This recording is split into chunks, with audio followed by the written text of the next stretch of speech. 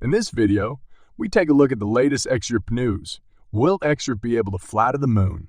Right answers in the comments. In the continuing legal struggle between Ripple and the U.S. Securities and Exchange Commission, notable XRP supporter John Deaton recently shed light on possible conflicts of interest and regulatory capture that may have impacted the SEC's decision to sue Ripple. These claims are centered on Ethereum. The elaborate Eth-Gate tapestry displays a complicated network of links. The charges are complex and difficult to understand. Deaton condensed the most important elements in a recent tweet. Deaton draws attention to a series of occurrences involving former SEC Chairman Jay Clayton and SEC staffer William Hinman. On March 26, 2018, Lowell Ness, a lawyer for a 16s, reportedly handed Hyman a memo and a safe harbor form. ETH was clearly mentioned in the paper. Shortly after, Hyman proclaimed ETH to be a non-security, despite the fact that he was not formally retired and was still a prophet. Sharing partner with his law company, which was a member of the Enterprise Ethereum Alliance. Hyman's law firm was a member of the EE, and Hyman was not retired, but rather a profit-sharing partner with his law firm when he declared ETH a non-security 10 weeks later, Deaton writes. Furthermore, Deaton claims that Clayton's legal firm represents Joseph Lubin, ETH's co-founder, as well as Consensus, a prominent ETH holder and proponent.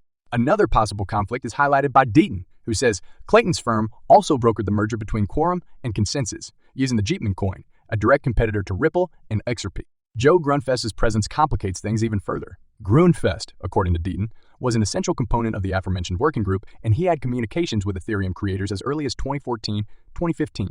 Deaton quotes Grunfest, saying, he said XRP should not be treated any differently than ETH.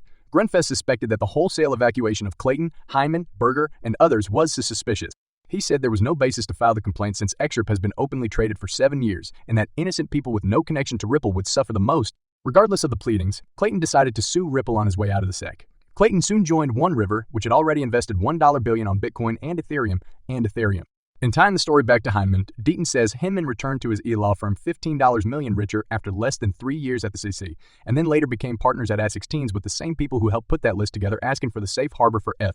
Furthermore, Deaton doubts Hyman's adherence to directions, alleging that his own SEC emails prove Hyman ignored that instruction and violated 18 UC 203 times by meeting them. Deaton's disclosures are noteworthy, implying improper actions and relationships inside the SECs at the time of Ripple's complaint filing. As of the time of publication, neither the SECs nor the parties involved had issued any formal remarks in response to Deaton's charges.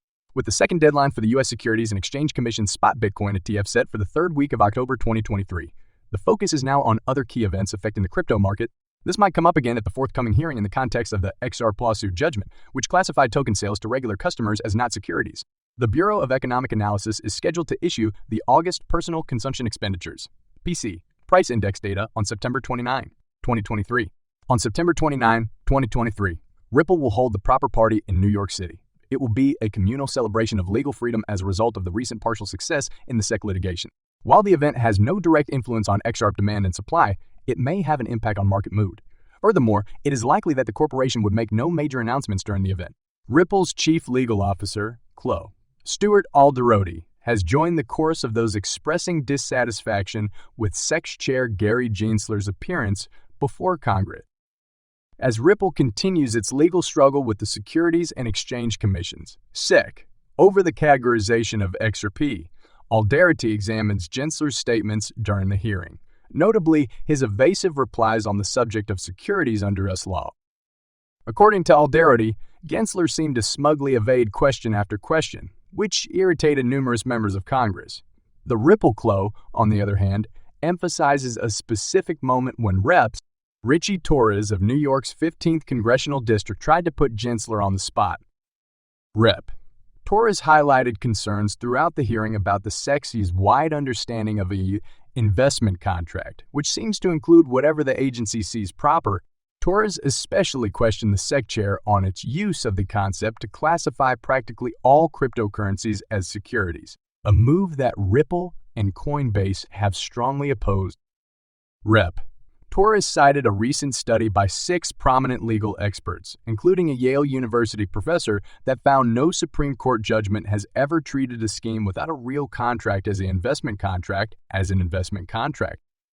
When he questioned Gensler whether there had been any earlier Supreme Court instances in which an investment relationship was held to be such in the absence of an express contract, the SEC chair's answer was evasive. Gensler elected not to respond directly, instead referring to the SEC's lawyers who are now engaged in pending legal proceedings. Rep. Torres called Gensler's dodge baffling, given that the investment contract concept is the foundation of the SEC's legal proceedings against cryptocurrency-related firms. It remains to be seen if other cryptocurrency firms engaging in legal battles with the SEC would follow the congressman's logic in future court trials. As the Ripple SEC fight continues, the SEC's chair's testimony emphasizes the need for clarity and uniformity in the categorization of digital assets in the U.S. legal framework. The unique viewpoint created here provides light on the criticism made at SEC Chair Gary Gensler by exposing his evasive comments and challenges to support the SEC's broader definition of an investment contract. The SEC filed an interlocutory appeal with the court after Judge Annalisa Torres ruled that programmatic XRP sales did not constitute as securities. This meant that the U.S. Securities and Exchange Commission, SEC, did not agree with the verdict, and although the court accepted the interlocutory appeal, pro-XRP lawyer John Deaton termed the action ludicrous as he dismantled the SEC's case. Deaton discussed the SEC's interlocutory appeal in a piece titled The Irony of Interlocutory Appeal. The essay, which was published on the Crypto Law website on Thursday, September 28, outlines how the appeal filing might wind up favoring Ripple. The pro-XRP lawyer notes that Judge Torres' decision to approve the request for appeal was anticipated, and the argument was that such an appeal would allow the judge to clarify her reasons for deciding in favor of Ripple. Empower Oversight Whistleblowers as Research, a rigorous watchdog organization, has spearheaded another incisive Freedom of Information Act, FOIA, endeavor in what could be described as a relentless pursuit for granular transparency regarding the Securities and Exchange Commission's (SIPU) prior actions regarding cryptocurrencies and Ripple. This strategy is geared on clarifying Jay Clayton's interactions with a pantheon of parties considered essential to the SEC's often controversial Bitcoin enforcement approaches. Clayton's tenure as the SEC's most powerful chair, which lasted from May 4, 2017 to December 23, 2020, included a number of landmark occurrences. At the forefront was Clayton's declaration of Bitcoin's non-security status, which was shared by other top figures about other. Bill Hyman delivered his notorious lecture in which he argued that ETH is decentralized and hence not a security. Hyman violated the advice of other authorities with the speech, as disclosed in the legal dispute between Ripple and the SEC. These allegations have a significant amplifying impact on the dynamics of these digital assets' worth. This upward trajectory, however, was hampered by the SEC's unexpected legal onslaught against Ripple, which questioned the XRP token status as a security. When paired with Clayton's later affiliation with One River Asset Management, a hedge fund with an exclusive portfolio emphasis on Bitcoin and Ether, this lawsuit fueled speculation. Among these swings, Empower Oversight issued a firm statement. Empower Oversight has submitted a new Freedom of Information Act (FOIA) request seeking communications between Jay Clayton regarding the agency's ostensible misalignment in cryptocurrency enforcement stratagems. Empower Oversight tries to dramatically widen the nexus of persons possibly enmeshed inside Clayton's contact environment in the convoluted structure of this newly minted FOIA petition, aimed to Raymond Messina, the SEC's main FOIA custodian. The database, which includes names like Jasmine Burgess and John D'Agostino, seeks to identify any hidden conflicts of interest entwined within Mr. Clayton's SEC stewardship. The whole issue has not gone ignored by crypto stakeholders. When I first raised the huge conflicts of interests, I was called a conspiracy theorist by many in the industry. Renowned Proc-Sherp attorney John E. Deaton reminisced on X, previously Twitter. Empower Oversight found emails demonstrating Hyman violated 18 U.S.C. 208 many times with Clayton's full knowledge and implicit permission. Is Empower Oversight also a conspiracy theorist?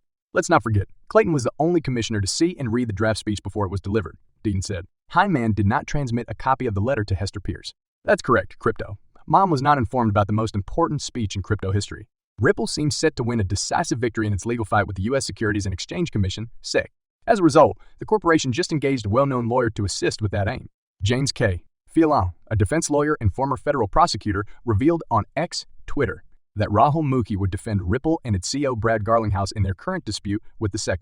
Mukhi has extensive expertise in the sector, having worked as an assistant United States attorney from 2010 until 2016. He then joined the multinational legal firm Cleary Gottlieb Steen Hamilton LP Steen Hamilton LP as a counsel and partner. Mukhi has overseen key cases, including financial and tax fraud, public corruption, cybercrime, money laundering, and organized crime during the last decade. The SEC filed a complaint in December 2020, alleging Ripple of trading billions of dollars in XRP as securities without registering with the commission.